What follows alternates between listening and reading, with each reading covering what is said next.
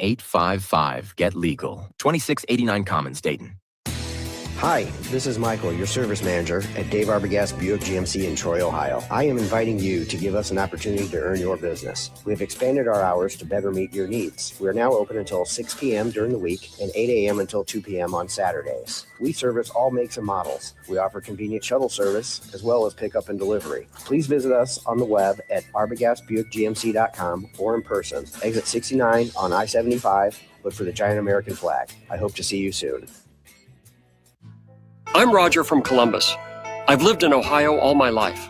Owning your home is a cornerstone of the American dream. But for seniors, property taxes keep going up and are costing us everything we've worked for. They're even making it impossible for my grandkids to afford their first homes. Vivek Ramaswamy believes when you own your home, you're in charge. As governor, he'll roll back property taxes to levels from before the end of the pandemic. It's a practical plan that will put thousands of dollars back in your pocket next year while maintaining strong education and dependable police and fire. Ohio's politicians have ignored this crisis for too long. But Vivek Ramaswamy isn't a politician. He's an entrepreneur, and he's ready to fight for you. Ohio needs a leader who makes your life more affordable. That's Vivek Ramaswamy. Lower costs, bigger paychecks, better schools. Vivek Ramaswamy for governor. Paid for by Vivek Ramaswamy and Rob McCauley for Ohio. When traffic slows you down, pain can make the ride feel even longer. With just one pill, Aleve provides up to 12 hours of pain relief, so you can put pain in the rear view. Use as directed. If you or anyone you care about is facing a family legal matter, call Cordell and Cordell today at 1-855-GET-LEGAL or visit CordellCordell.com to schedule your consultation. There's a lot on the line in divorce. This is Joe Cordell of Cordell & Cordell, the largest family law firm in the country, with over 35 years of helping clients navigate divorce. But being big doesn't mean less personal or less local. Our attorneys live and work in your community, and as neighbors, they understand the challenges your families face. Divorce touches all areas of your life: your home, savings, retirement, and of course, kids. So when you find yourself facing divorce, you need a partner you can count on. Visit CordellCordell.com to schedule your consultation. If you or anyone you care about is facing divorce, contact Cordell and Cordell today. With over 100,000 clients served, we understand the challenges you're facing on a personal level. Call Cordell and Cordell today at 1-855-GET-LEGAL. That's 1-855-GET-LEGAL. The Justin Kinner Show. Right here on 1410 ESPN Radio.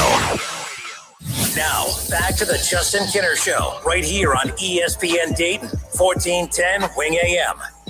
All right, everybody, we welcome you in live here on a Tuesday, the Justin Kinner Show, 1410 ESPN Radio, 937-518-1410, the number to call and jump in on the conversation. All right, a lot to get into here today. The Reds just keep on winning, and based on some comments from ownership of the Cleveland Browns, the Browns might just keep on losing.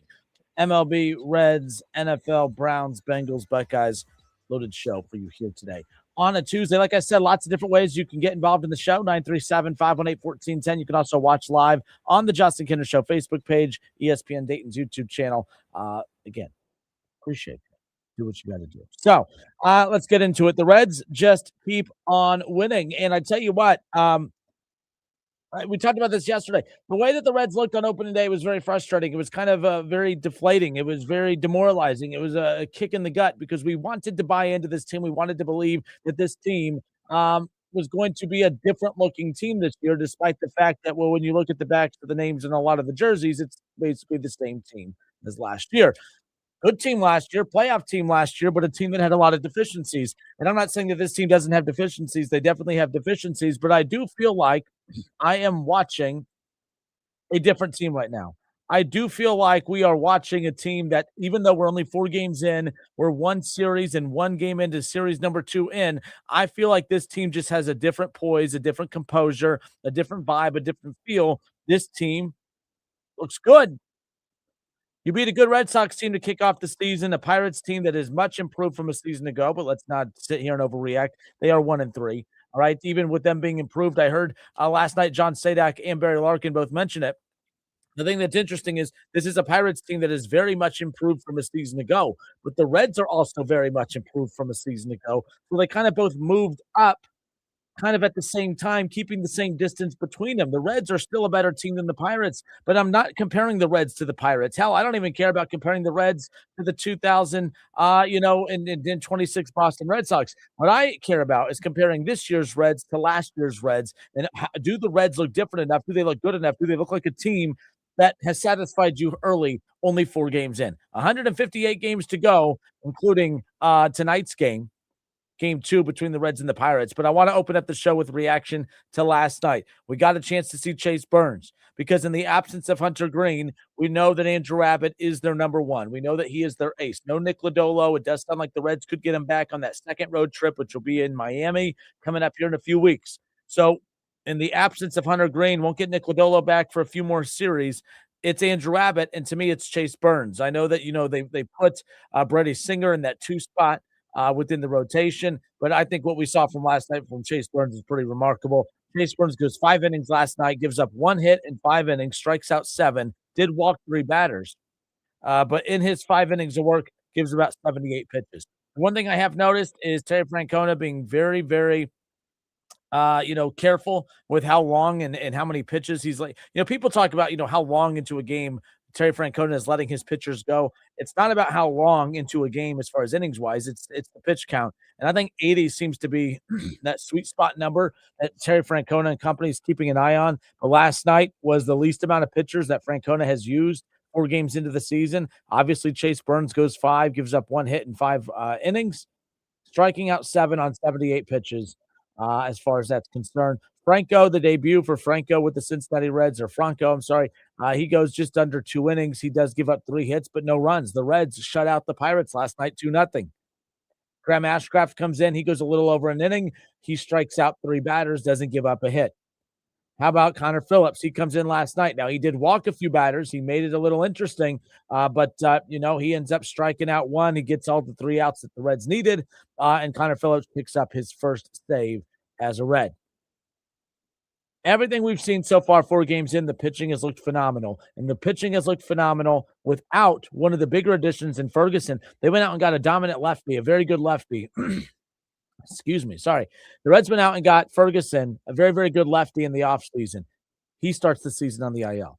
Hunter Green is your ace, your number 1 pitcher. He's on the IL. Nick Lodolo is your true number 2 pitcher, a dominant lefty. Again, 2 of your lefties are on the IL to start the season. You're missing 3 really good pieces from your entire pitching staff, and yet the pitching hasn't looked like an issue one tiny bit. Pitching, and more pitching, the identity of the Cincinnati Reds. This is why when people were getting very frustrated and upset with the Reds in the offseason because they weren't being aggressive enough, they were doing making a lot of moves based on the pitching and the bullpen and this, that. I always compared when a team is loading up or when they're leaning into updating their bullpen in the offseason, it's kind of like the trenches in football. When your team has a lot of needs at skill positions, but yet they're spending their offseason plugging holes in the line, it's not a sexy offseason. There's no moves that are going to make you feel all warm and fuzzy inside until you get to the season. A couple weeks into the season, you realize, oh, man, our offensive line is significantly better. Man, I'm actually pretty happy about what we did the offseason. That's kind of how I feel about the Reds pitching. They didn't make any sexy moves outside of the addition of Eugenio Suarez. And that's not like a small addition. That's a huge addition, right? But, they leaned into pitching. Pitching was the identity of the Reds last year. Pitching was their strength last year, but yet they leaned into pitching this offseason, making that a point of emphasis. And it wasn't a sexy offseason. But as we sit here 4 games in right now, I got to tell you, all right, I'm glad that they did. I didn't get all warm and fuzzy inside when they were adding some of these weapons to the bullpen. I didn't get all warm and fuzzy inside when they were adding depth to this pitching staff. But I'm glad that they did. I think Nick Krall, again, it's a lot of maybe a slight overreaction. We are 4 games in with 158 games to go. But they knew what they were doing with how they were constructing this roster. They knew they had a limited budget. You could be mad at that budget. I'm not mad at Nick Krall for that budget because it's not Nick Krall's budget. It's Nick Krall's budget to work with. And with the budget that Nick Krall had to work with, I think that the depth to the pitching, I think adding Eugenio Suarez, I think what the Reds did, what Nick Krall did, I feel pretty damn good about it 4 games in. I love what the Reds have done thus far. I love how they've looked 4 games in because it's looked the same every night. They've won 3 of their first 4 games and had a chance to win game one on opening day because of pitching. Pitching will continue to be who the Reds are. It'll continue to be what they lean on moving forward, and it's going to be all about the offense and how it complements that moving forward as well. I'm Justin Kinner. It's the Justin Kinner Show right here on Dayton's ESPN Radio. We are Dayton's home for Cincinnati Reds baseball. The Reds get their third win of the season last night, off to a 3-1 start, tied for first with the Brewers sitting atop the NL Central. The Reds get shut out 3-0 on opening day, but since then they win games 2 and 3 against the Red Sox, 6-5 game 2, 3-2 in game 3, and then a 2-0 shutout win last night in the series opener against the Pirates at Great American Ballpark. Game 2 against the Pirates coming up later on tonight. Pittsburgh Pirates in town, 1-3 on the season, 6:40 the first pitch, 6:10 pregame coverage begins, and we'll see Brendan Williamson, the lefty, get the start tonight for your Reds. Bubba Chandler will take the rubber for, of course, the Pittsburgh Pirates. So something to keep an eye on coming up later on tonight. Again, this is game 5 of the season. Brendan Williamson holding down that last spot in the rotation. And then, of course, we'll have a chance tomorrow in the closeout game between the Reds and the Pirates. We'll get a chance to see the second start to the season for Andrew Abbott. That's going to be a 12:40 first pitch tomorrow. Andrew Abbott against Paul Skeens. How about that? All right. Step away for a few moments. 937-518-1410. I've unlocked the phone lines. The text line is open as well. Pitching, and more pitching. I love what the Reds have done in the offseason when it comes to this rotation and this bullpen, and I love what they've done to start 3-1, taking care of business against the Red Sox and have a chance to win their second straight series. Game 2 against the Pirates coming up later on tonight. How we feeling about the Reds? We'll pick up at this when we come back. Game 2 coming up tonight. More of the Justin Kinner Show next.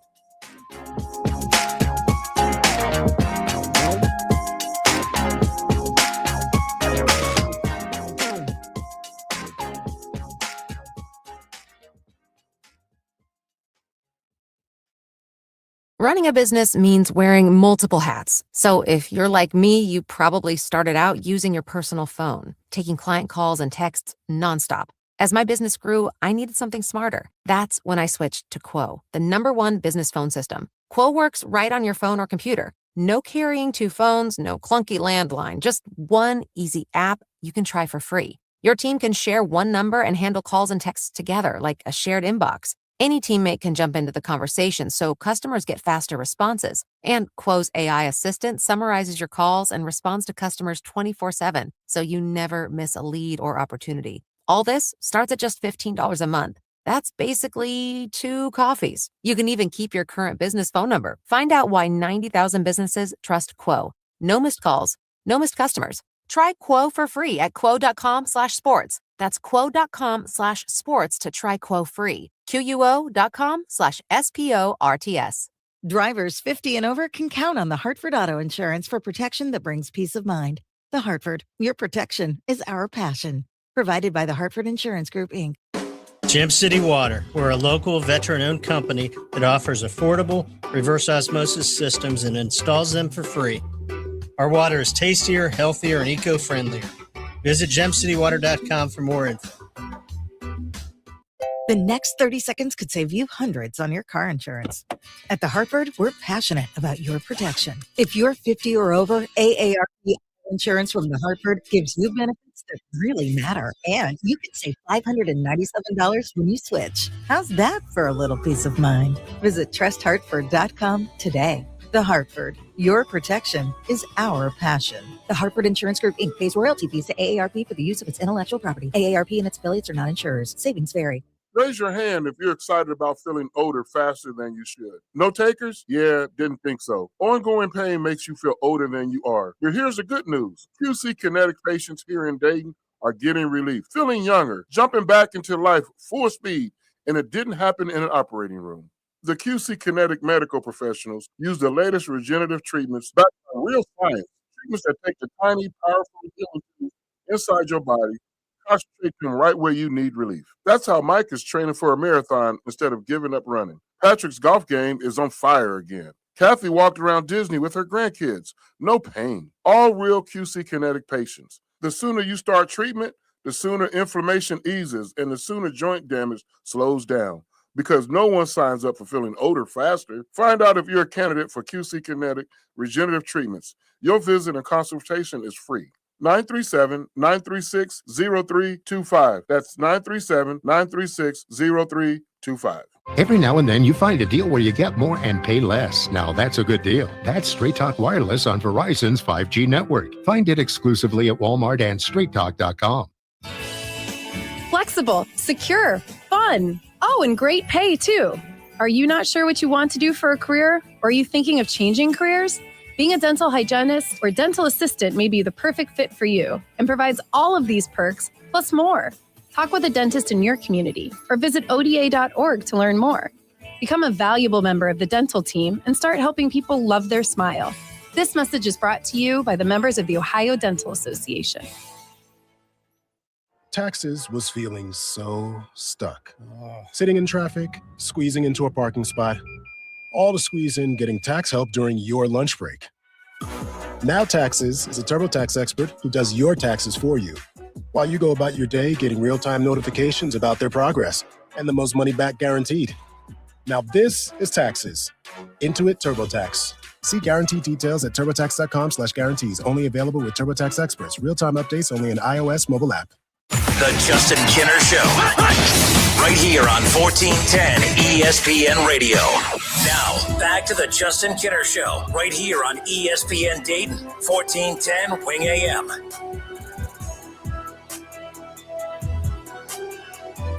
Every day on the show, because it's so easy to be negative in all sports coverage, of course, but we got to give one positive and one negative about your Cincinnati Reds every day, because we're not going to pretend that the negatives don't exist, but I don't want to do a negative-only show. So every day on the show for the remainder of the season, there's 158 games remaining, at least in the regular season. We're hoping that there's more.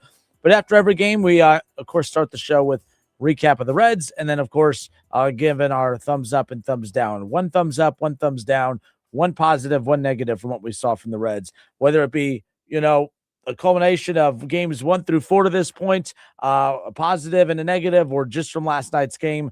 So that's how we're going to get this part of the show started as far as that goes. We are 4 games in, and the Reds are 3-1, and they're tied with the Brewers at the top of the NL Central.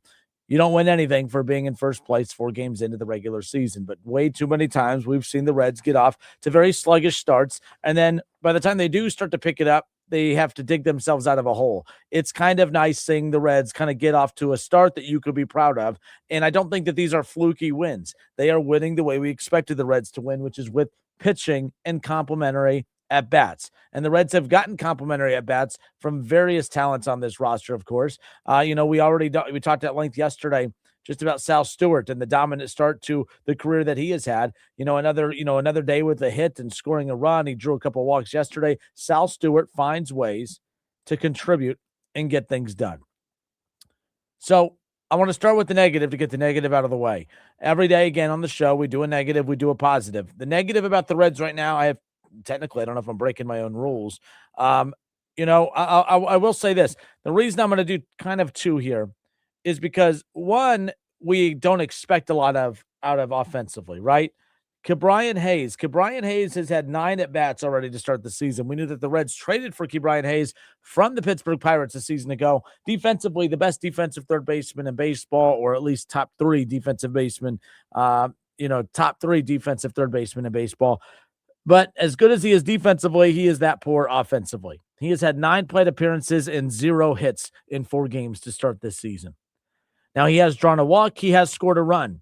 And I will give him this. He doesn't strike out. He's 0 for 9, and every single one of those 9 at-bats, he has put the ball in play or drawn a walk.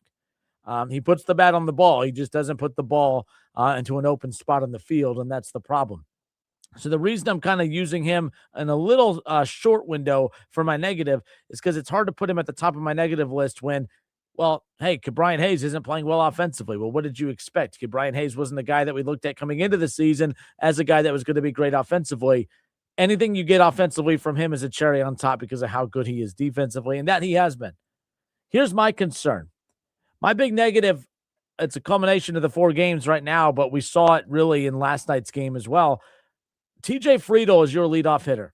You know, there's so much pressure that we put on Matt McClain and Ellie De La Cruz. Matt McClain, an 0 for 4 night after a solid start. That was his worst game thus far, 4 games in.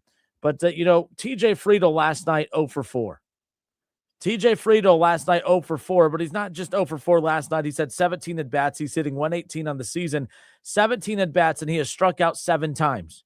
He is 2 for 17 on the season.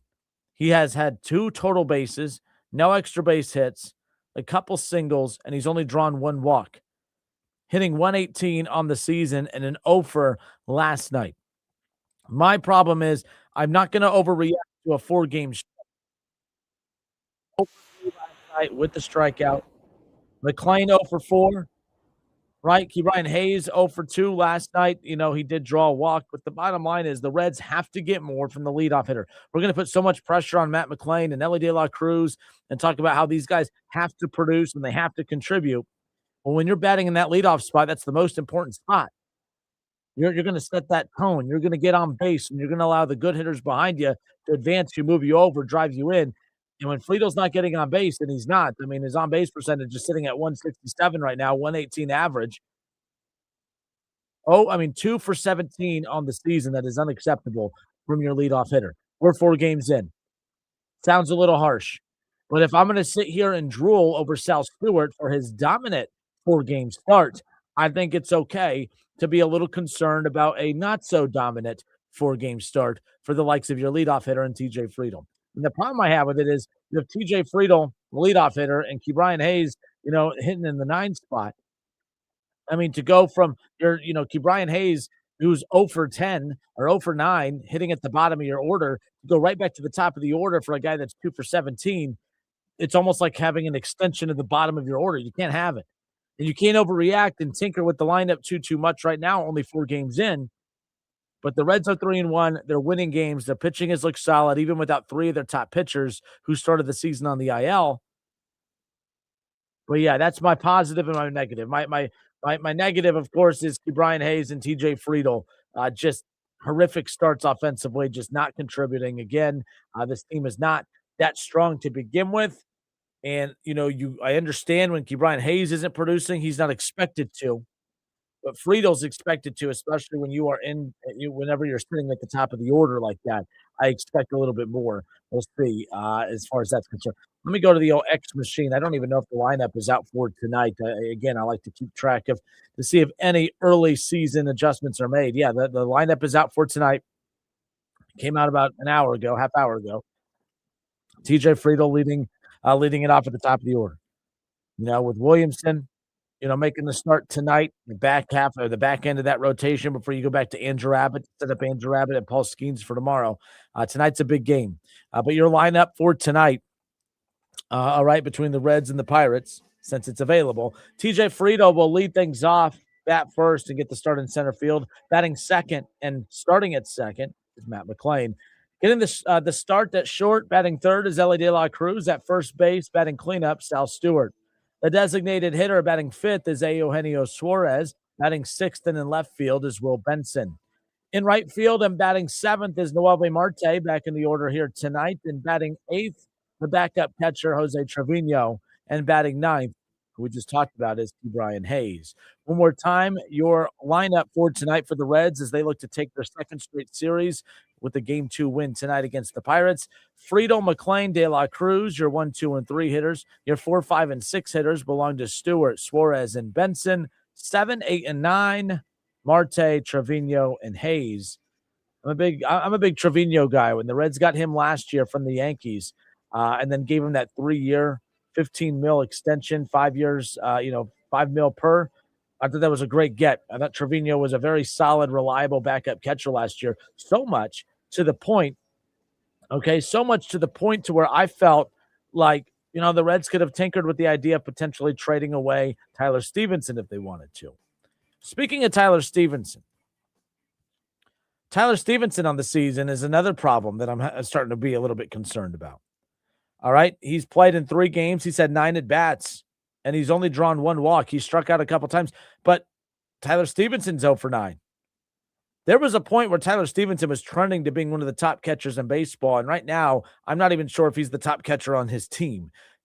and that's very aggressive, probably a little bit over the top. But something has to change with him too. I mean, him hitting in the bottom of the order, this was one of the Reds' power hitters a few years ago, and now they're not getting much contribution from him at all. It's not as if that he's an old, aged veteran. He's 29 years old. But not a good start for him this season as well. But a lot of guys who are off to hot starts, there's way too many guys off to cold starts, and that's going to have to turn around, and maybe that happens coming up later on tonight. Scott Campbell, hope you're well. Scott Campbell tuning in on the Justin Kinner Show Facebook page, saying, let's go Reds, let's go. Yes, I mean, they are 3-1, sitting atop the division right now with the Brewers, and they got a divisional opponent tonight in the Pirates. Ron Howard, Ron, hope you're doing well. Ron messages into the show in the chat. It's very nice to see some solid pitching. Their bats are averaging just under 3 runs in 4 games, early but concerning. Ron, here's why I don't think it's concerning. I think we knew that the offense was going to be just kind of average. And I think that the Reds have been kind of average offensively. You know, we saw the home run and the power bat from Suarez win them a game already. All right, we've seen Sal Stewart, you know, and I will say, you know what, Ron, I'll give you this. Now that I think about it, because we didn't know what to expect with Sal Stewart. If you take Sal Stewart's contributions away, this team's been actually pretty damn abysmal offensively. Now I'm going back into my negative trap. But Ron, you got me thinking. I think you're right. It is a little bit of a concern. They're averaging about 2.75 runs per game. And if you take the contributions from Sal Stewart out, not that you could do that, but let's just be clear, coming into this season, there was not a lot of additions made to the offensive side of this lineup because I think there was a lot more expected of TJ Friedl, Tyler Stevenson, and guys like that. But Ke'Bryan Hayes being as bad as he has 4 games in, TJ Friedl being as bad as he's been 4 games in, Stevenson hasn't got a hit yet. To have so many guys that have not contributed, I don't even think we've seen the best of Elly De La Cruz. Matt McClain's coming off of an 0 for 4 performance from last night. I'm not concerned only because I think we saw last year that this wasn't a very good offensive team. I am surprised that this team is not a little bit more aggressive offensively, but it's hard to be aggressive when you can't get guys on base and when you have so many guys who are off to a cold start 4 games in. We'll see if that lineup changes tonight. But Sal Stewart has been their saving grace. Sal Stewart, the rookie, who was one of the favorites to win Rookie of the Year coming into the year, very good chance that he's setting the tone for that. Sal Stewart hitting .667 4 games in. Couple RBIs, a home run, but, 3 or more hits. He was 3 for 4 on opening day. 2 or more hits in every game except last night, but he was 1 for 2 last night, but he drew 2 walks. He drew 2 walks in game 3 against Boston, but was 2 for 2 at the plate, scored a run, extra base hit.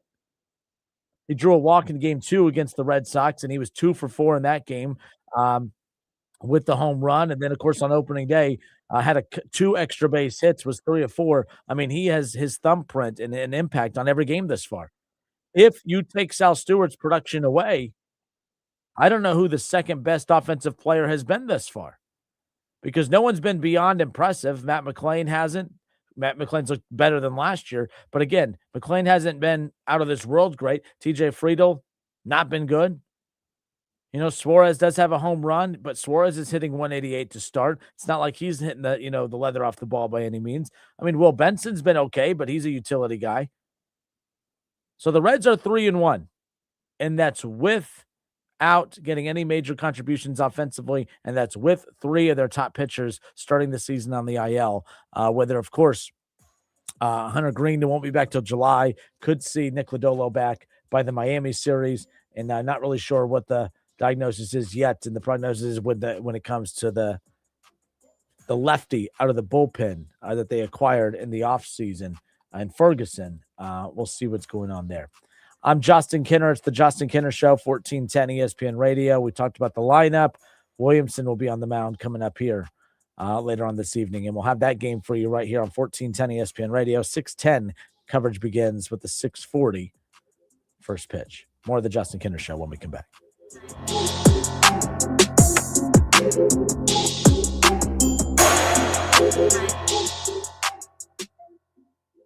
Describing the delicious flavor of Lee's new famous wrap is tough. but we figured we'd give it a shot. Imagine crispy, golden, fried to perfection chicken, drizzled with bold, peppery, beautifully balanced Famous sauce, resting on a plush bed of succulent lettuce and sprinkled with cheese.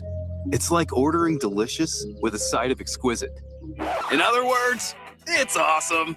The Famous wrap with new Famous sauce. Only at Lee's. Famous for a reason. CenterPoint Energy, Columbia Gas, Duke Energy, and Enbridge Gas want you to dig safely. It's easy to do, and it's the law. Contact Ohio 811 every time you dig. Save big on everything for your next project when you shop at Menards. Get a premium finish with less odor and fumes for your painting project with Rust-Oleum's low odor spray paint. It provides a long-lasting, durable finish, making it perfect for indoor or outdoor projects. Save big on Rust-Oleum spray paints now at Menards. Plus, check out our weekly flyer on Menards.com for more great deals happening this week. Save big money at Menards. Some stare at the horizon, others chase it. Introducing Cheyenne, a Western fashion brand for women raised on wide open spaces, rushing wind, and a steady heartbeat. Guided by a timeless country spirit, Cheyenne offers Western wear and fashion pieces with a curated collection of performance boots and clothing fit for your next adventure. Cheyenne, exclusively available at Boot Barn stores nationwide and at Cheyenne.com. Cheyenne, raised this way. If you need new roofing, siding or gutters, skylights or patio enclosures, if you're a homeowner or business and need someone you can trust, don't take a chance. Enhance with Lance. Lance Roofing and Siding has been satisfying customers since 1993 and hold an A+ rating with the Better Business Bureau. See Lance Roofing and Siding at their new location at 6903 Dayton Springfield Road in Enon. Call for a free estimate at 864-2722. That's 864-2722. Online at lanceroofing.com. Need a U.S. passport? We can help. Hi, this is Mike Foley, your Montgomery County Clerk of Courts. Visit one of our convenient auto title locations in Huber Heights, Clayton, downtown, Moraine, and Centerville. Make us your first destination before you travel abroad. No appointments ever needed. We do passports.com for more info. Some stare at the horizon, others chase it.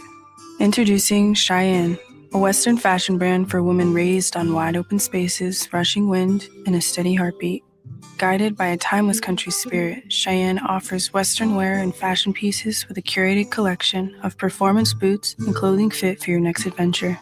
Cheyenne, exclusively available at Boot Barn stores nationwide and at Cheyenne.com. Cheyenne, raised this way. Ready to celebrate? Hop into Easter festivities with everything you need at Target. First, get ready for your special occasion with 25% off stylish looks. With spring vibes, vibrant colors, and fresh florals, you'll find outfits that match everyone's style. Then, fill up their baskets with endless joy.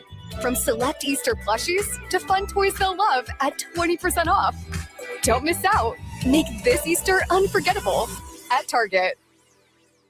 High school sports don't just happen. There's a ton of work that goes into every single athletic event. And we have our school's athletic director to thank for a lot of it.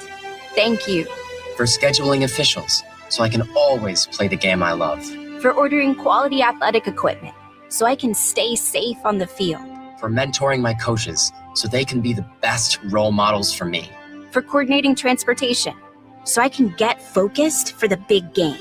For helping us develop character and learn lessons that will benefit us for the rest of our lives. Thank you to our AD for always creating a positive experience for us.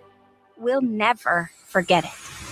From all of us at the NIAAA, thank you to every athletic administrator in Ohio for all you do to enrich the lives of your students.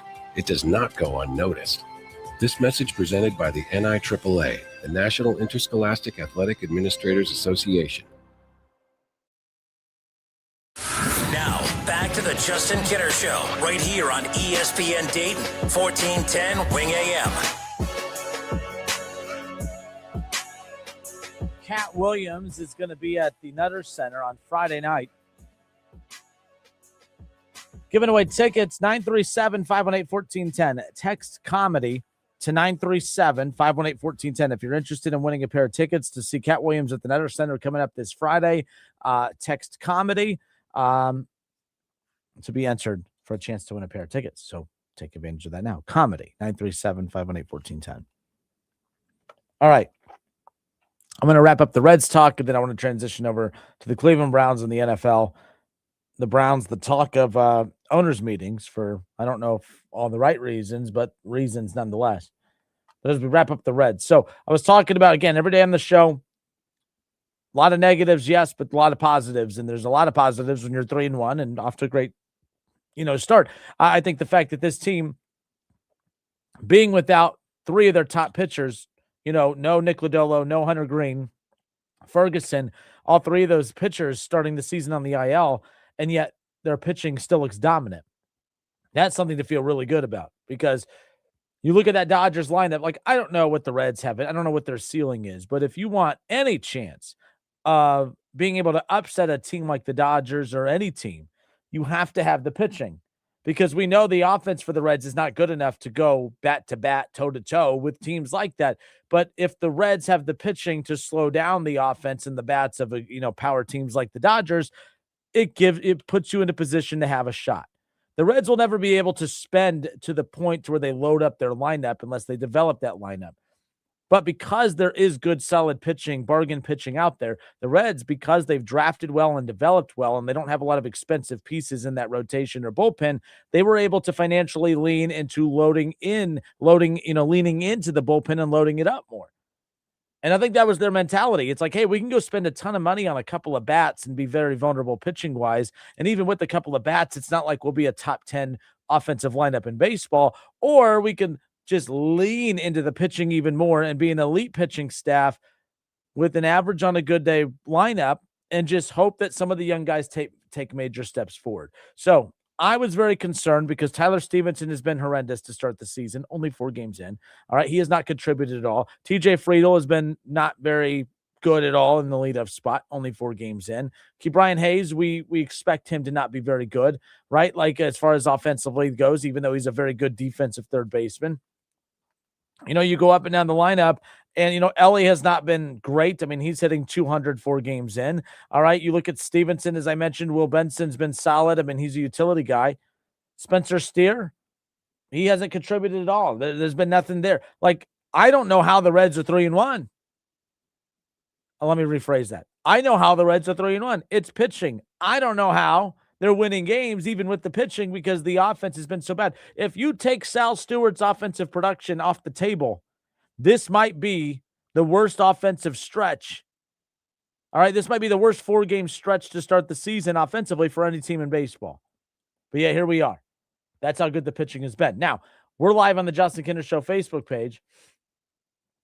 Scott Campbell says, while your points are valid, unless something goes sideways, I'm holding off any concerns until we get through April. If they can get through that healthy and more than a few games over 500, then things could get exciting. How will it get exciting? How will they're averaging 2.75 runs per game, 4 games in. I know it's a weird argument to make so early. But here's where I'm not on the same page as you, Scott, because you're saying, well, my points are valid. You're holding off any concerns until we get through April. What is it that you're wanting to see come April? Right? Like, this lineup was bad last year. The only difference in this lineup this year is, of course, Eugenio Suarez and Sal Stewart. And Sal Stewart's been elite. Suarez is swinging the bat, already with the home run, won them the game against the Red Sox. But you're going to need a lot more than just Sal Stewart and Eugenio Suarez. And you're saying, well, let me wait till April. But who in this lineup have you seen enough of? This is the same lineup. We've seen a lot of these same guys for years now. And every year we do the same thing. Well, we're waiting for this guy. We're waiting for this guy. We're waiting for this guy. Offensively, I'm concerned. They won last night. The headlines, hey, they shut out the Pirates in a 2-0 win. I saw the Reds only scored 2 runs. That's what I saw. Now, that's me being negative, of course, but that's what I saw. Hey, the Reds beat the Red Sox 3-2. They hold the Red Sox to 2 runs. You only scored 3. They did put up 6 runs. They did beat the Red Sox. That was the most impressive win, but you already got shut out. You've been shut out 3-0. Now you've won 2-0 and you've won 3-2. Again, I'm not mad. They're 3-1. But I get the take of we're going to wait till April. I promise you, when we get to April, which is tomorrow. All right. So you're saying, well, you want to wait till tonight? I don't know. This lineup's making me a little bit nervous. I expected more in the early goings from now veterans. TJ Friedel's not young. Tyler Stevenson is not young. Right? Ke'Bryan Hayes is not young. Ellie De La Cruz, we got to stop with the talking about him like he's some kind of project or whatever. Like he's a guy that I expect to go out there and contribute, make plays. And last night he got on base. Last night Ellie was, he was solid. Last night he did what he needed to do. That's in position to go out and get a win. The pitching continues to be the De La Cruz. 1 for 3. Did draw a walk. Only struck out once.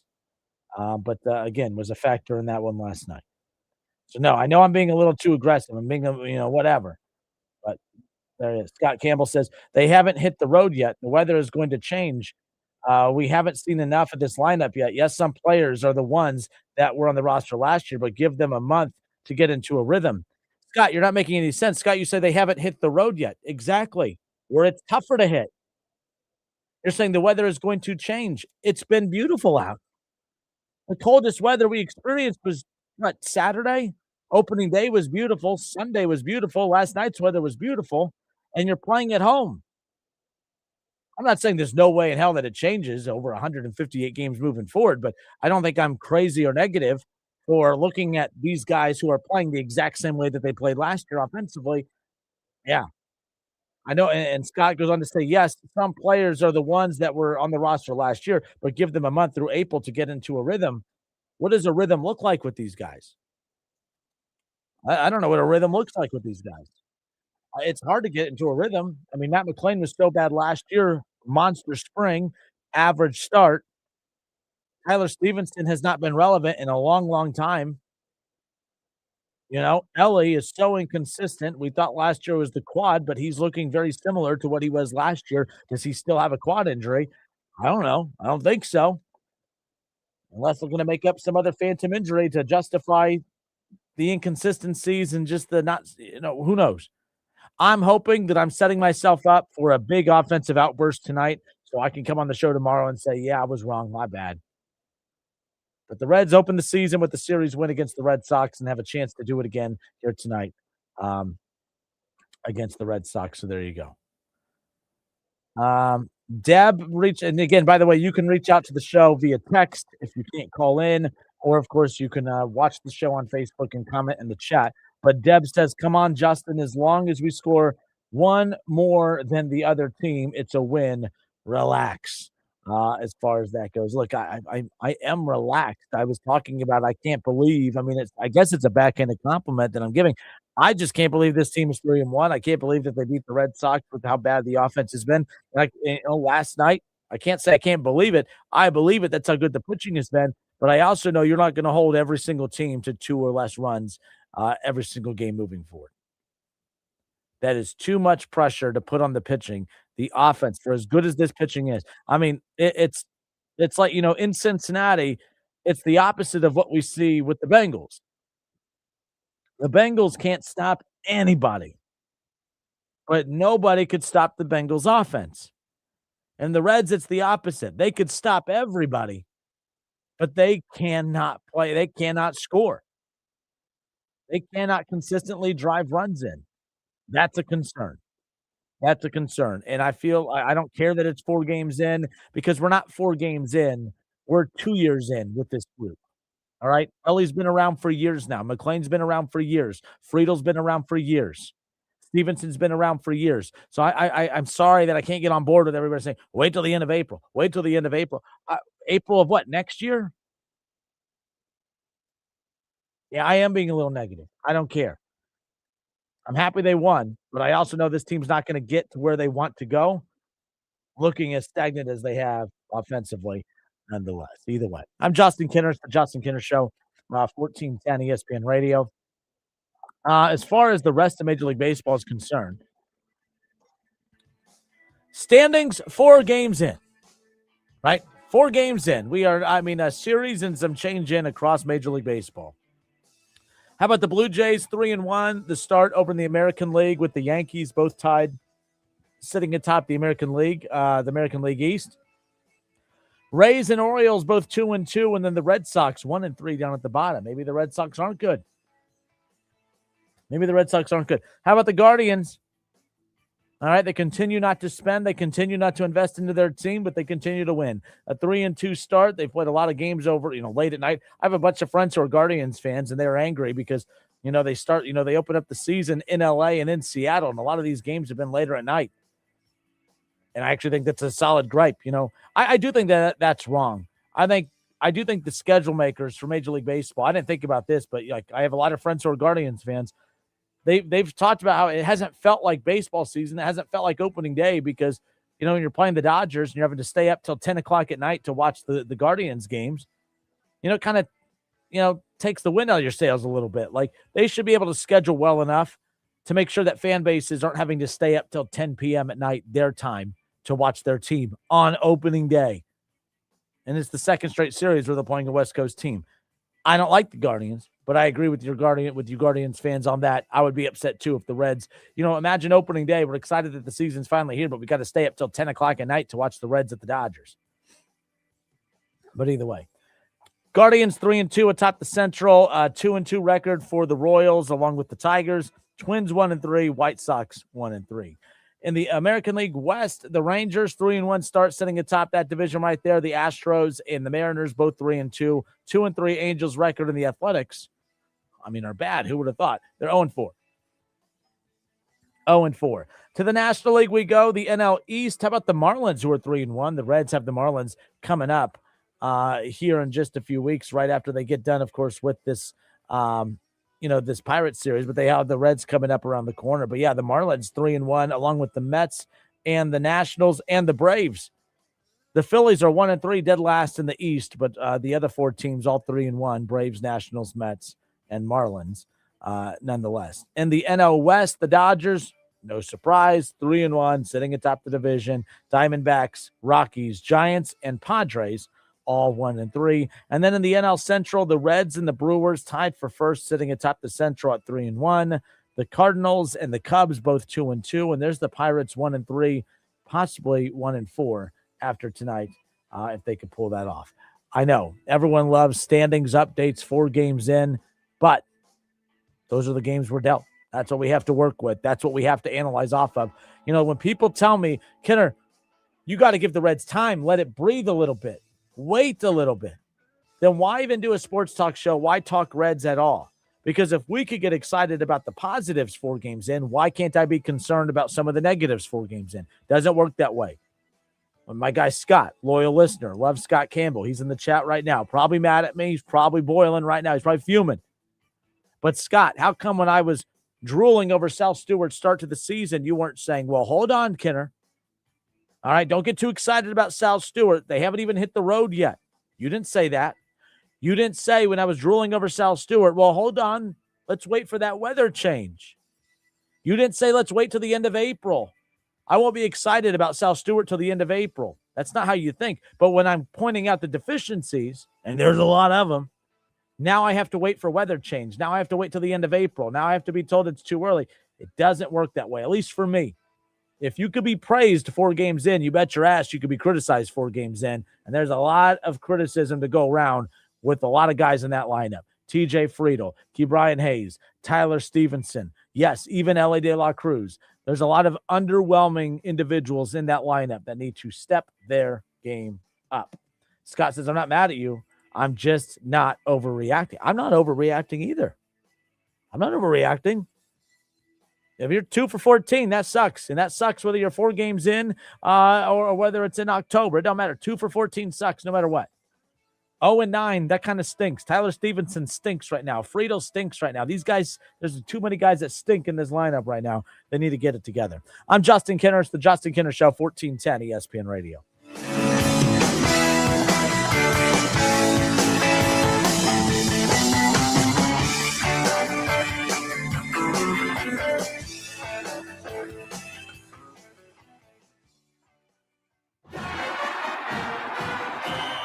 I loved playing high school sports.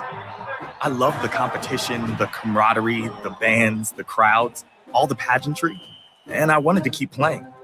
But I graduated. No colleges called, and neither did the pros. So, to stay close to the game I loved, I decided to become a high school official. You know, a referee. When I played high school sports, I learned the importance of integrity, good sportsmanship, and respect for the rules. Now, as a high school official, I get to help model these same values to others. Maybe the colleges and the pros didn't call, but the kids in Ohio did. And now, I'm enjoying the competition, the camaraderie, the bands, the crowds, and all the pageantry of high school sports all over again. Interested in becoming a licensed high school official? Go to highschoolofficials.com to learn more and begin the application process. This isn't Madison Square Garden. These drills probably won't make anyone a #1 draft pick. But these players are practicing for something important. While they work on their jump shots, they're also learning teamwork, discipline, self-confidence, how to deal with wins and losses. Skills that will make them winners long after they leave the court. Support high school activities in your community, because when kids take part, they get set for life. A small business affirmation from Progressive. Food truck owners, today business will be booming. People will love your new menu and not make special orders. You will not roll your eyes when someone calls it a quesadilla. You will also switch to Progressive to get 30 customizable coverage options and restore your inner peace. See if you can save in as little as 8 minutes at progressivecommercial.com. Progressive Casualty Insurance Company and Affiliates. Coverage is not available in all states or for all vehicles and coverage selections. For some people, pain doesn't just hurt your body, it takes everything. That was Jay for 15 years. I spent more time laying down in bed because even sitting on chairs hurt. I couldn't walk around, couldn't stand up straight. My pain got so bad, I was running out of hope, not just in treatment, but in life in general. Then, just like you're doing right now, Jay heard a radio commercial right here in Dayton that led him to QC Kinetics and their regenerative treatments that go beyond masking pain. Within an hour or two after the treatments, I felt like, 70% of what I was feeling was just sort of dissolved. From surviving to living again. For Jay, that changed everything. I'm able to do things. I get a chance to play with my grandkids. I'm physically not in that pain anymore because of QC Kinetics. If you've been living in pain, this is your moment. Call QC Kinetics now for your free consultation. 937-936-0325. That's 937-936-0325. I'm U.S. Transportation Secretary Sean Duffy. The sound of a seatbelt. It's one of the most important sounds in our car. It means everyone is ready and everyone is safe. The more our kids see us put on our seatbelts, the more natural it is for them to put theirs on too. Make it a priority. Buckle up every time. Hear the sound? Make it a habit. Paid for by NHTSA.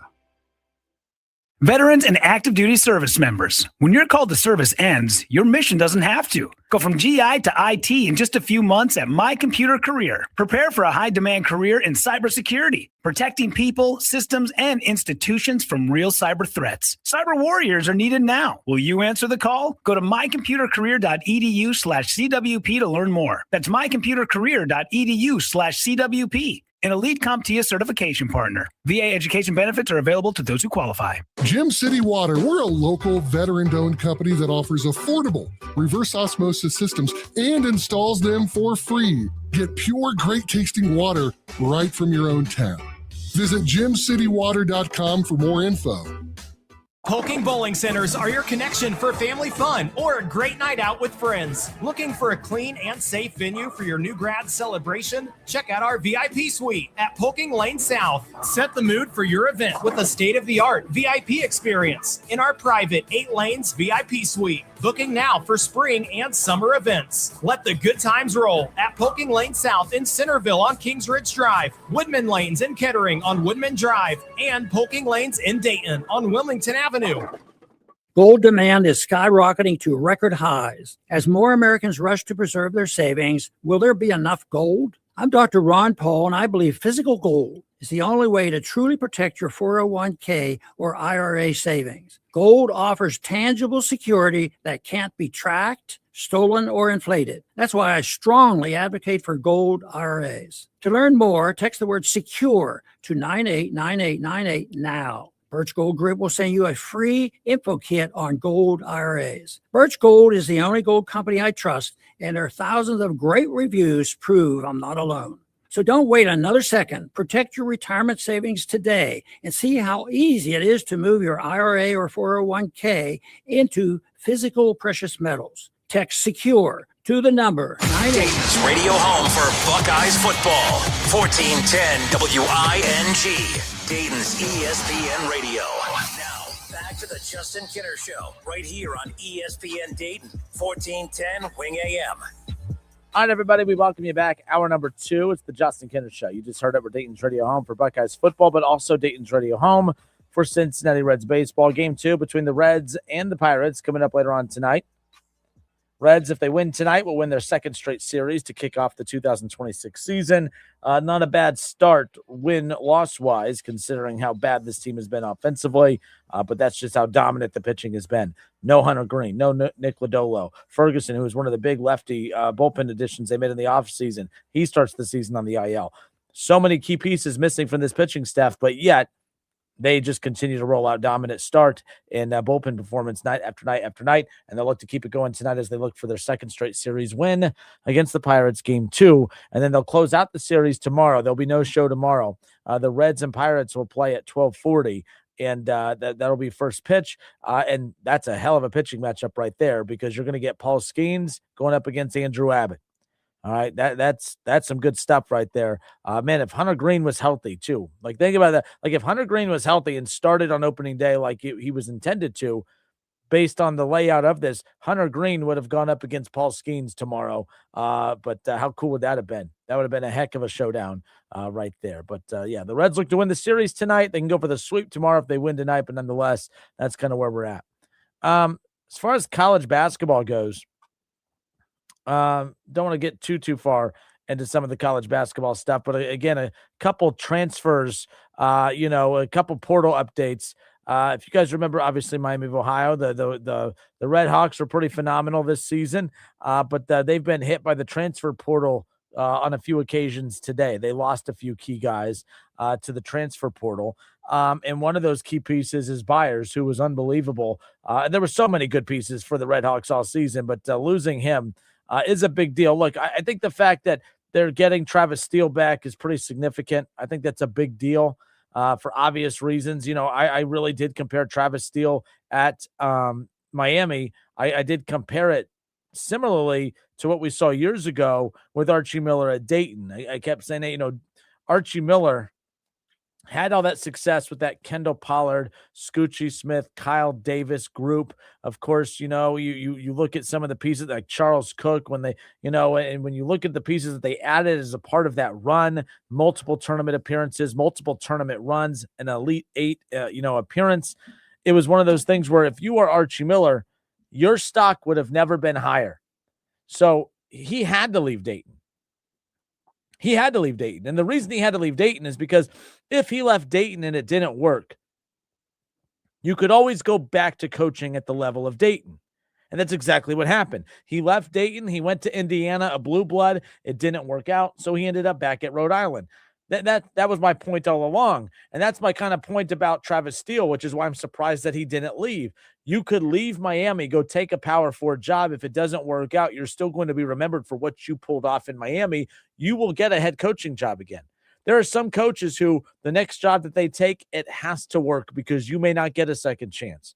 Archie was always going to get a second chance because it wasn't just one tournament run. It was multiple tournament runs. And that's how he ended up back in the A-10 at Rhode Island because, hey, we know there's something there. We've seen it. And that's the same thing with Travis Steele at this point. Travis Steele's in a little bit of a different spot than Archie because Archie got his breakout opportunity at Dayton. And if it didn't work out at Indiana, which it didn't, he would still get a second chance. It didn't work out at Xavier for Travis Steele. It didn't work out there. So if you stay at Miami, your stock will never be higher than what it is right now.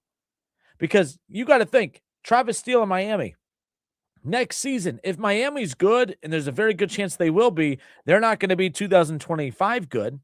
They're not going to be 31-0. Think about how dominant Akron was last year. Think how dominant Akron was. Think about how dominant Akron has been the last couple of years. I mean, Akron has been the most consistent force in the MAC year in and year out. And yet, no one talked about Akron. Akron was never at the top of anyone's board as far as any kind of national conversation. I mean, you look at Akron this season. Akron went 29-6 and couldn't get national headlines. So let's just say Miami and Travis Steele goes 29-6 next year. They're not going to get in the top 25. They're not going to get in that large bid. They're still going to be in a position that they have to win their conference tournament to get in. That's what I mean by I'm surprised that Travis Steele did not take another job, because his stock will never be higher than what it is now. When Dayton had that season where they were in the 2020 season, when you had Grant, who was National Coach of the Year, you had Obi Toppin, the Flyers would have been a 1 seed, ranked number 3 in the country, right? Like we remember all that. I remember at that time, I said, that actually might work against the program. People said, hey, that was a great thing for the program. And I'm not saying it was horrible, but I said it was going to be bad for the program in the short term, because no matter what they did moving forward, good would never feel as good as that. If Dayton was good this year, but have you noticed since 2020, every time Dayton has been good, it just doesn't feel like it's good enough, because we are still so locked in on what they did in 2020. And that's what I feel like is happening with Miami moving forward. I feel like Miami, because if you look at it this year, Akron 29-6, Kent State was 24-10, by the way. That's a phenomenal year in the MAC. Akron 29-6, that's a phenomenal year in the MAC. Imagine next season Miami going 29-6, and it's going to feel not like you went 20. It's going to feel underwhelming, because you're not in the at-large conversation. You're not in the top 25 conversation. You're not the darling of college basketball like you were the year before. Travis Steele's stock will never be higher than what it was at the tail end of this season. So I do think it was a gamble to return to Miami next season. I think he could have left and he could have got a Power 4 job somewhere. Him coming back, even if they're good next. I mean, look what Gross did at Akron. He's at the college. He was at the College of Charleston now. After making the tournament, 4 of the last 5 years, 29-6 record. Gross couldn't even. I mean, some people believe that Gross made a lateral move. And that's what I fear is the case for Travis Steele, even if he goes 29-6 next year. I mean, Gross made it 4 of the 5 years or whatever it was, 29-6, and still couldn't get a Power 4 opportunity. So, yes, I do think he should have left after this season. I'm surprised that he didn't. It'll be interesting to see, what they look like moving forward, but they will never be. They're not going to be an at-large team. Miami's not going to go 31-0 again. They finished the season 32-2. They got a tournament win in the first 4 at UD Arena. But it was announced earlier today, by the way, that Miami's Brant Byers will enter the transfer portal, according to his agent. 6'8" forward. He started all 33 games last season and was, second team All-MAC after averaging 14 points per game. Byers was just deadly from 3. But that's a big loss for Miami nonetheless. Obviously, they're losing a lot of key pieces from that team. And that's kind of where we're at. Other college basketball news, I haven't come across anything as far as I'm concerned for Dayton. I haven't seen if anybody has entered the portal or not for Dayton. Obviously, you're losing some key pieces just to graduation and this, that, and the other, but haven't seen anything about any players entering the portal as far as how many holes that they're going to have to fill. Here in Dayton, though, yesterday it was announced, that Wright State, after winning the Horizon League regular season title, winning the conference tournament title, and having a 5-point lead and tied with 3-seed Virginia with 7 minutes to go, a dominant season for Wright State, probably the most successful season. I don't think that this is the best team Wright State's had. I think that 2020 Wright State team might have been, and I've heard this from more people at Wright State than before, just not a lot of people paid attention that year because Dayton was so damn good that year. that 2020 Wright State team might have been the most talented Wright State team that they've ever had. And that's coming from some of the people that are most well in the know when it comes to Wright State. This was probably the most successful Wright State team. When you look at what they did in the regular season, they were the first Wright State team to win the regular season and the conference tournament outright. To win the regular season outright and win the conference tournament. And you look at how they looked the part against Virginia. That wasn't Virginia playing poorly and Wright State capitalizing. Every time Virginia hit a big shot, Wright State countered with a big shot of their own, because this is a very good group, a young group. And now the roster is about to be blown up. It was announced yesterday that Michael Cooper, true freshman, will enter the transfer portal according to his agents. And this is what I get a kick out of. And I like Michael. I have nothing against Michael Cooper. The kid delivered. 18 years old. You know, he won a state championship in Indiana the year before in his senior year of high school. And then a year later, he's leading Wright State, wins a state championship in high school, regular season championship with Wright State, a tournament championship with the Raiders. And then, of course, balls out in the NCAA tournament. The kid's a baller. I mean, the kid's unbelievable. There was a lot of talk. I mean, I remember because when we made the trip to Cal, calling the game with Chris Collins, I remember watching him go up against a Power 4 opponent in Cal. And I'm like, oh, yeah, this kid, hate to be negative, but he ain't going to be around much longer. He's not going to be a Raider after this season. And sure enough, but what I get a kick out of is his agents. How many agents do you need? Michael Cooper will enter the transfer portal. Agents Ethan Curry and Corey Markham of Easy Sports Group tell Field of 68. Like what? How many agents do you need? Michael Cooper, again, just beyond talented, 6'3" guard, averaged just under 14 points per game, shot 36% from three last season, and, of course, played a huge pivotal role in Wright State's success nonetheless. That's a big loss for Clint Sargent and Wright State, but I don't think that's the biggest loss. I think that the biggest loss they suffered yesterday was the T.J. Birch one. T.J. Birch is my favorite player with Wright State. I think that kid is unbelievable. I've tweeted out before that you don't go to games to watch guys play defense. You go to games to watch guys, with the, knockdown threes, highlight dunks, just the, you know what I mean? Like the highlight plays. He's one that I would kill to watch just play defense every single night. I mean, he is nonstop in your face. I mean, he was able to draw a technical against Virginia because he was just in the face of the point guard the entire time. But TJ Birch intends to enter the transfer portal. He told Field of 68. He averaged 12 points per game, 3.6 assists, and 2.5 steals per game. And he was named the Horizon League Defensive Player of the Year, first team all conference last year. He enters the portal. I love Michael Cooper, but I think it's a lot easier for mid-major teams to find guards like Michael Cooper than it is to find point guards, true leaders and that's not a shot, I promise, but it's so much tougher to find a guy like TJ Birch. So I think that's a major loss. The one win for Wright State yesterday, Kellen Pickett, TJ Birch was a second-year player, technically a first-year player because it was the first time he ever got real minutes because he sat the bench at Ball State. But, Michael Cooper was a true freshman. He's who everyone's looking at, but Kellen Pickett, the 6'9" kid for Wright State, he wins Horizon League Freshman of the Year. Love this story. He announced that he is coming back to Wright State. He wins conference, rookie of the freshman of the year.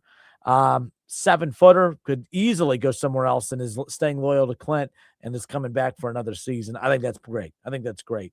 As far as that's concerned. So we'll see what happens. But we'll keep an eye on Dayton. We'll keep an eye on Miami as that story continues to unfold. Again, they lost Brent Byers. That was announced earlier today. Toledo loses Sonny Wilson. Again, the second team All-MAC selection, averaged 17 points per game, just under 4 rebounds, and 4.5 assists per game, 38% from three. He's played his entire career at Toledo, and he'll have 1-2 more years of eligibility remaining. So that's a big player entering the transfer portal as we currently sit here right now. But Brant Byers, that was the biggest one of the day. As far as Ohio State is concerned, Jake Diebler and the Buckeyes, John Mobley Jr., likely to return. He put out a statement on social media earlier today saying something special is building at Ohio State, and I'm grateful to have been a part of it. After speaking with my family and Coach Diebler, I'm fortunate to have the opportunity to pursue another childhood dream of one day playing in the NBA. Today I'm declaring for the NBA draft, but he will remain, he'll keep his eligibility and commitment to Ohio State. He's just going to go to the combine and all that fun stuff. So the Buckeyes could get him back moving forward. So, all right, I'm Justin Kinner. It's the Justin Kinner Show, Dayton's ESPN Radio, 1410 Wing AM. We'll step away for a few moments and I want to talk some NFL when we come back. We'll be right back. More of the Justin Kinner Show next. It's about the Cleveland Browns, by the way. I got to make fun of Cleveland. If this was any other team, I mean, Cleveland just keeps making headlines at the owners' meetings for all the wrong reasons. All the coaches every year take a group picture at the owners' meetings, and all the head coaches in the NFL got together for a group picture. But there's one particular coach missing, and that was Todd Monken, the head coach of the Cleveland Browns. His reason for why he missed the team photo? What are we doing? It's embarrassing. And if I'm going to bury and make fun of your team all the time, I guess I got to do it to my team. Todd Monken missed the team picture, or missed the coach's picture at the owners' meetings because, well, we'll discuss when we come back. What are we doing?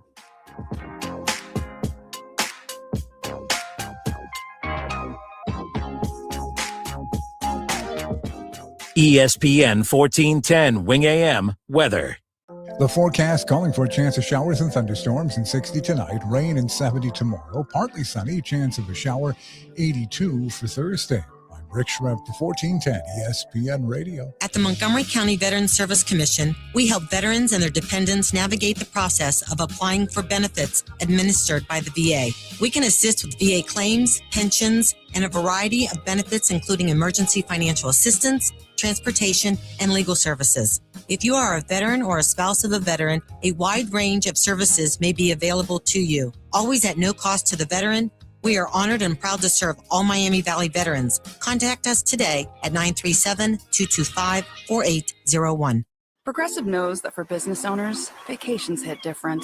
But hey, at least you finally took a vacation. And look at that. You only answered 53 calls, 84 emails, onboarded one new hire, and covered for Chris while he's out on paternity leave, and you did it all from a kayak. Because you, my friend, know how to relax.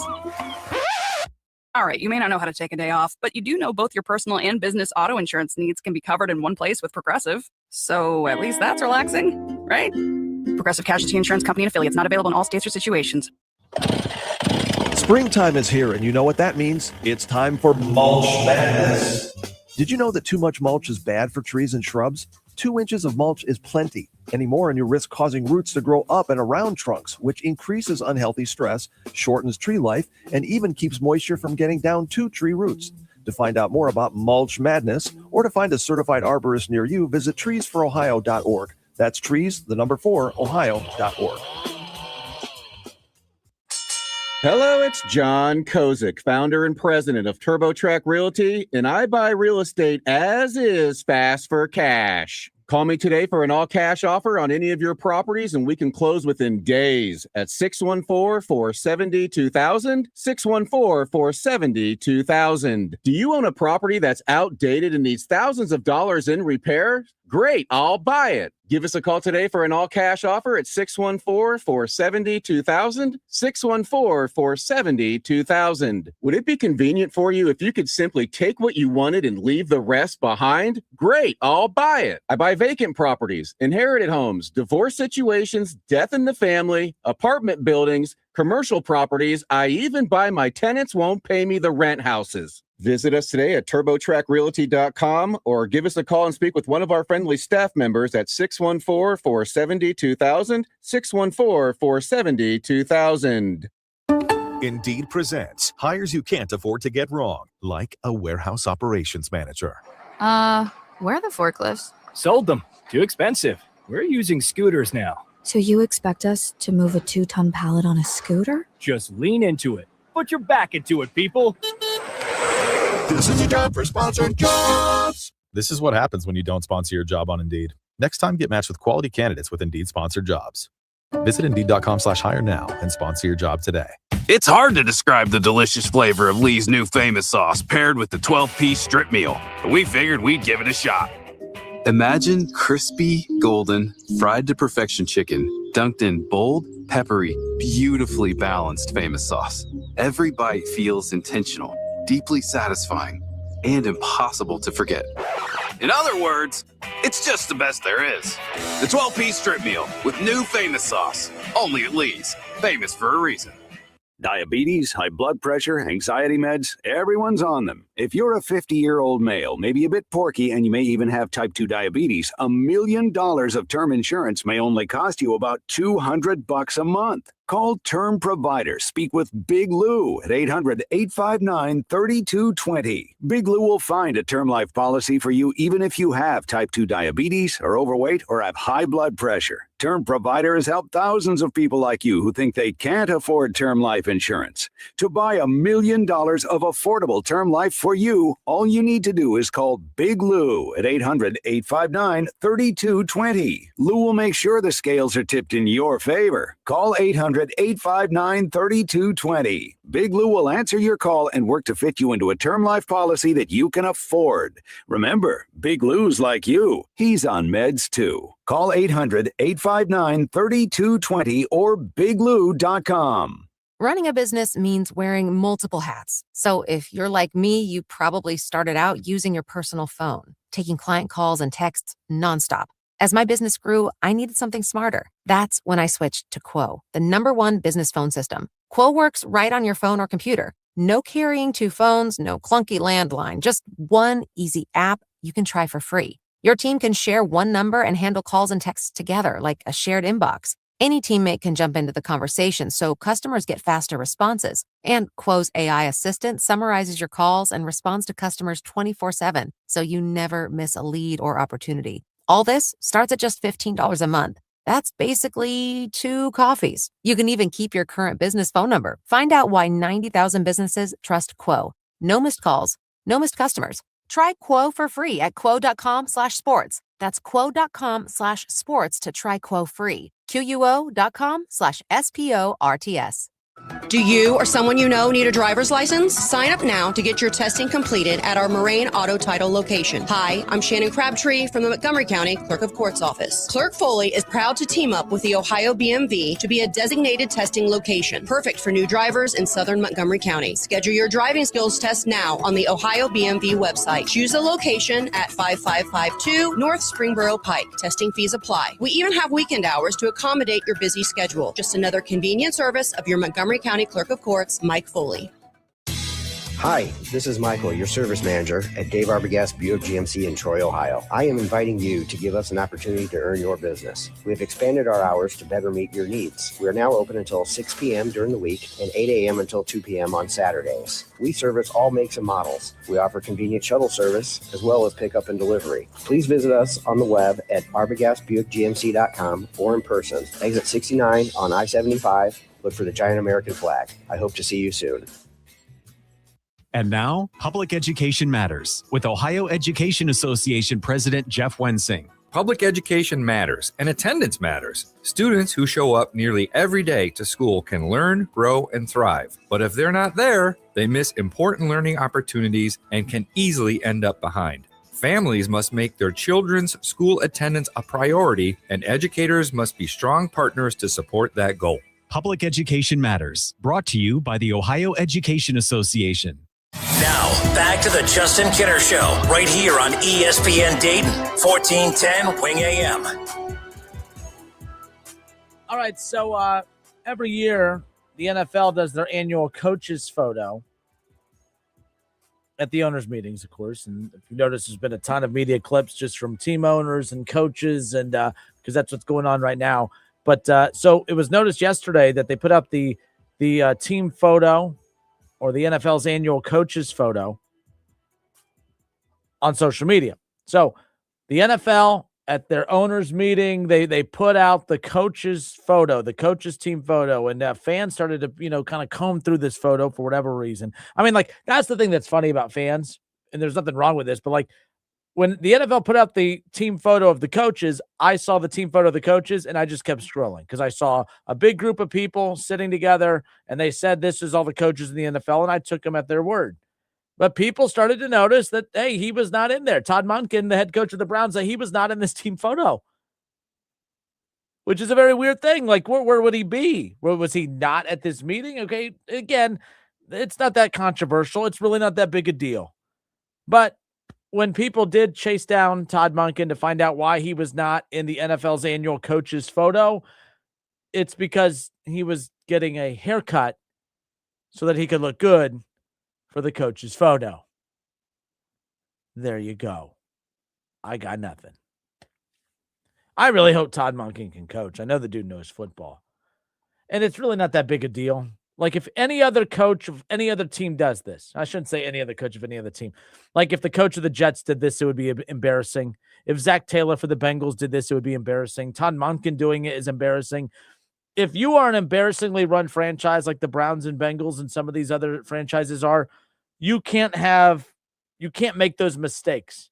But like if Mike Vrabel missed the photo, all right, because he was out trying to sneak a haircut in before it, people would laugh it off, right? They would just laugh it off. If Harbaugh did it, either of the Harbaughs did it, it would be laughed off. But because it's Cleveland, to me, it's embarrassing. There are just some brands that can't overcome stupidity like this. And again, it's not stupid. It's really not that big of a deal. But because it's Cleveland, it just feels goofy. Like there's a lot of people out there that feel like, you know what? Like, you know, if Mike Vrabel was out getting a haircut to look good for the team picture, pretty confident that the league would have probably said, well, we're going to hold off so to allow Vrabel to get here for the team picture. Like there's some people that believe it's like, oh, well, it's Cleveland and it's Monken. So whatever, we're taking this photo anyways. Like I don't know about you, but my family is very, very big on family pictures.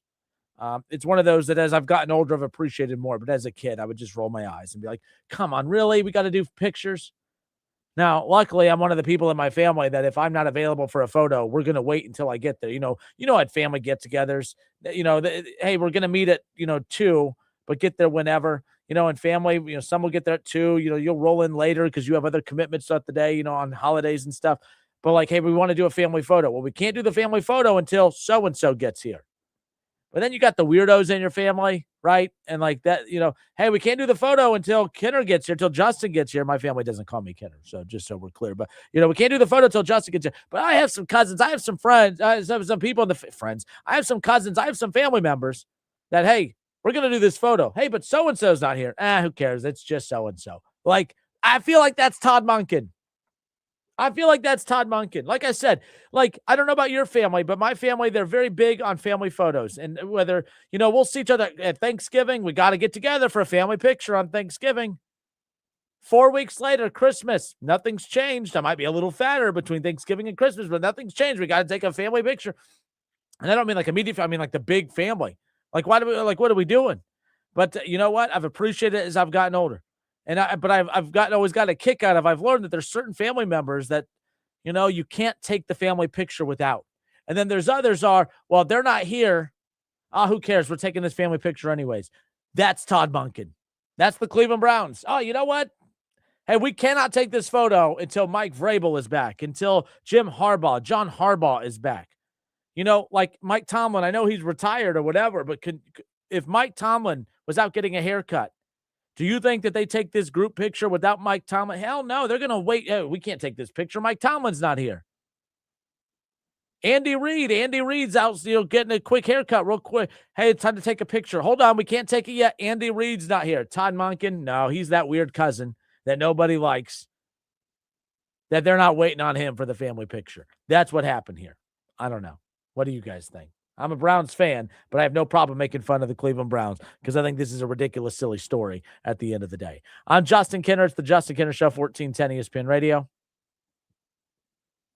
Okay. More Browns news, if you will. So last week, there was a lot of talk about potentially the Browns moving on and trading Myles Garrett. That's been discussed a lot. And I truly believe that where there's smoke, there's fire. Andrew Berry came out and said that, okay, Myles Garrett is a Cleveland Brown and that he's the face of the franchise and that he doesn't want to talk about this any further. Technically never said we are not going to trade Myles Garrett. Right? And then as people still are dissecting it, something new came out of the owner's mouth in the Haslams that has totally distracted everybody from this.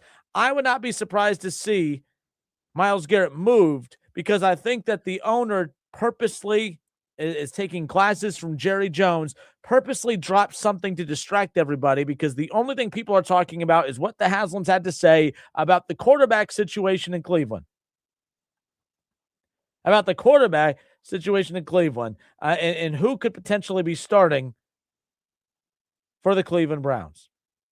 That's the thing that everybody is talking about. And what I'm talking about is when Jimmy Haslam said that Deshaun Watson is most likely going to be the guy. Deshaun Watson is most likely going to be the guy. That's what has everybody talking and everybody freaked out in Cleveland as far as that's concerned. And you know what?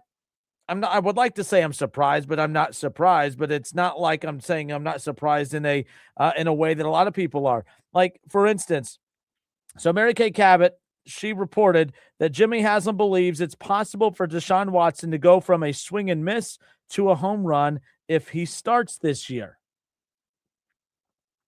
And, you know, on top of that, Todd Monken addressed the media and said that, you know, that quarterback, that, you know, QB1 snaps are not going to be distributed equally. So when you have the owner talking about a potential major comeback for Deshaun Watson, you have the coach saying that snaps will not be, separated, will not be handed out equally. You have to start to sit back and wonder, well, who's going to be QB1? Who is going to be viewed as QB1 heading into camp? Now, we haven't even got through the draft yet. Technically, it's still March for another couple of hours, right? But at the end of the day, you sit back and it's like, my goodness, Deshaun Watson being the quarterback in Cleveland is a very realistic possible outcome. How old is Deshaun Watson right now, actually? I don't even know. Let's type this in as we go. Deshaun Watson age. He is 30 years old right now. Deshaun Watson is 30 years old. He's born in 95. He's in his 10th season in the NFL and hasn't been relevant since 2020. That's not true. He hasn't been good since 2020. He's been very relevant to the NFL over the last couple of years, just not for the right reasons. You all know my view on the Deshaun Watson thing over the years. I still, to this day, semi-defend the move to go get Watson because nobody in their right mind thought that a quarterback who was a top 5 quarterback in the NFL back in 2020 was in his early 20s. Or in his mid-20s, no one in their right mind would think that an elite quarterback in the NFL in their mid-20s would just all of a sudden forget how to play football. And that's what happened with Deshaun Watson. I've never seen anything like it, and there's no precedent for it. You cannot find me one elite quarterback in their mid-20s that all of a sudden just fell off a cliff. Now, a lot of, and I'm not going to sit here and act like I'm ignoring a lot of the off-the-field stuff that led to his departure from Houston. I've said before, I don't need to put out disclaimers on this every single time. I think it goes without saying that I don't approve the stuff that he was caught up in off the field. I have no clue why we have to put off these disclaimers every single time we talk about Deshaun, just so a lot of horrible people that make horrible decisions in their own life try to act all sanctimonious and high and mighty and try to say, I can't believe you support someone like that. Let's run a comb through your life. I guarantee you're not so great either. Let's just be clear. And I'm not condoning your crappy way of living, and I'm not condoning his. I'm a sports talk host. I'm talking about a quarterback, and that's where I'm at when it comes to Deshaun Watson, as far as what Deshaun Watson could do on the field.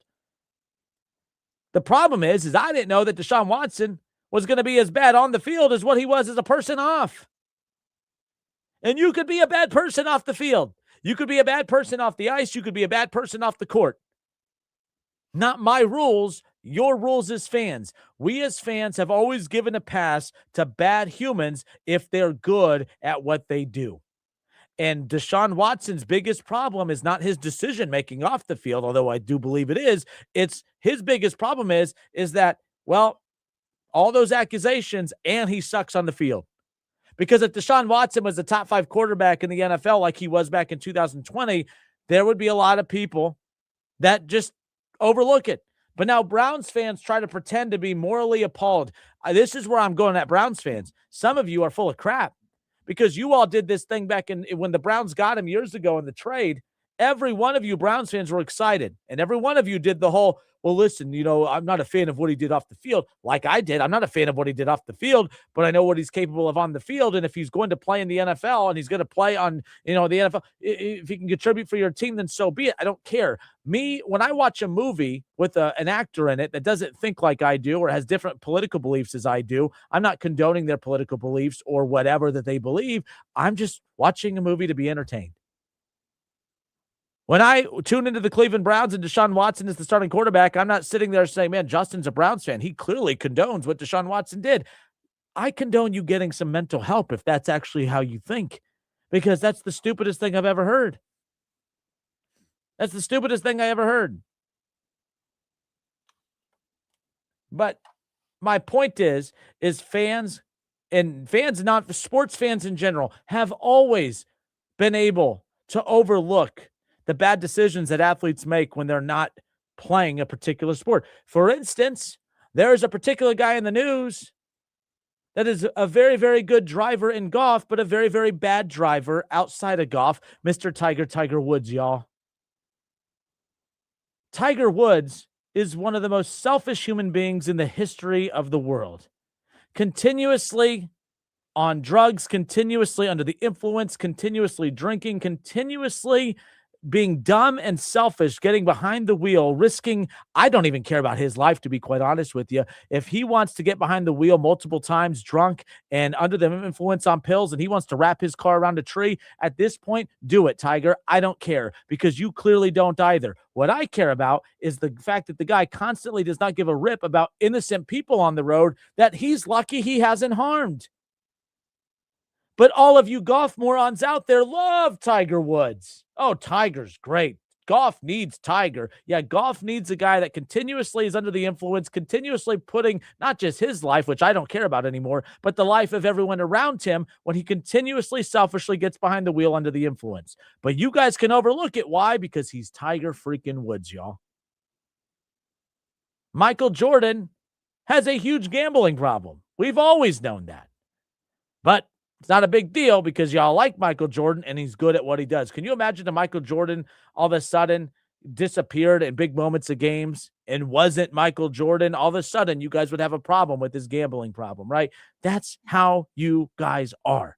So spare me the sanctimonious, do-gooder routine. Y'all can kiss my fat white backside as far as I'm concerned. I don't condone Deshaun Watson. I don't condone anything he's done. Now, I have not done this disclaimer segment in a while, but I thought we were done with Deshaun Watson. It doesn't sound like we are. So I needed to break out the Deshaun Watson disclaimer segment just to remind you that you as a human are also full of crap, and you're not better than me, and you're not better than anybody who, you sit there and make excuses all the time for athletes that you like, despite the fact that they're crappy human beings off the field. And most time, I shouldn't say most athletes, but, really young, rich people don't make the best decisions. Athletes who are really young and really rich and aren't told no often, and they think they could do whatever they want, and they make a lot of stupid decisions. Yeah, I promise you support athletes who are bums as well. Anyways, I'm veering way off track here. Way off track. But the point is I thought I was done with the Deshaun Watson conversation. I don't think that we are. I was okay with Cleveland making the decision they did years ago because no one thought that Deshaun was just going to go from a top 5 quarterback in the NFL in his mid-20s to looking like a guy that has no business playing in the NFL. And I want to know what happened. There has to be something left in there, right? He's only 30 years old. There has to be something. Now, that something is probably I could think of 45 million reasons why the Browns are sitting back saying there has to be something left in that tank. And if the quarterback battle is between Deshaun Watson and Shedeur Sanders, I think this is a great thing for Cleveland, and here's why. One of two things is going to happen, and they're both good. You guys are thinking that this is a bad thing. I don't think it's a bad thing at all. Deshaun Watson against Shedeur Sanders battling it out for the QB1 in Cleveland is a great thing. Because no matter who wins, here's what's going to happen. One of two things is going to happen.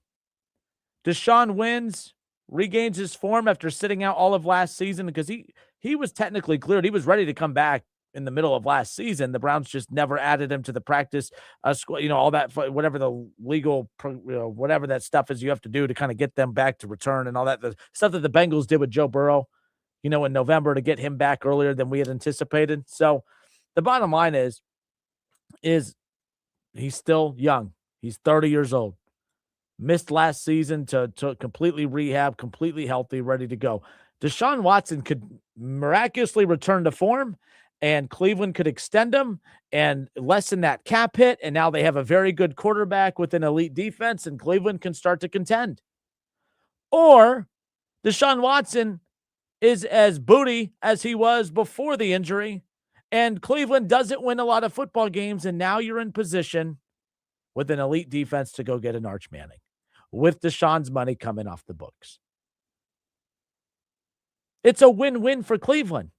I'm not freaking out. I'm fine if Deshaun Watson is the quarterback in Cleveland, because one of two things are going to happen. He's either really good and Cleveland makes the playoffs, or he's really bad and they're in position to get Arch Manning. I'm fine. I don't really care at this point. The Browns dug their grave. All right. They dug a hole. They're trying to dig themselves out of it. And the only shovel to get them out is the QB shovel. And if Deshaun is bad, that's good, because now you get Arch Manning. And if Deshaun is good, now you are good. Now you're in the playoffs with that defense, with that run game. They need some wide receivers, though. Cleveland's a mess. I get it. I'm not here to defend him. It is what it is. Let's talk about the Reds. It's the Justin Kinner Show, 1410 ESPN Radio, 937-518-1410. Yes, I have not done the Deshaun Watson disclaimer in a while, but like I said, I thought I was done with Deshaun Watson. I didn't think I would ever have to talk about Deshaun Watson again. That does not seem to be the case. So I have to put that disclaimer out there, because a lot of you bozos that listen like to try to discredit everything I say and say, well, I'm done with Kinner. He clearly supports. No, I don't. I don't. I'm pretty sure you've watched a movie with a horrible person, with a horrible actor that makes bad decisions off the screen. Does that mean you support the boneheaded decisions that they make? No. Are you a Tiger Woods fan? Do you support drug use? Do you support DUIs? Do you support, getting behind the wheel and potentially being in position to kill innocent people? No, you don't. See, I don't think that because I'm not an idiot. You think that because, well, you might be an idiot. It's as simple as that. Sorry. We'll be right back.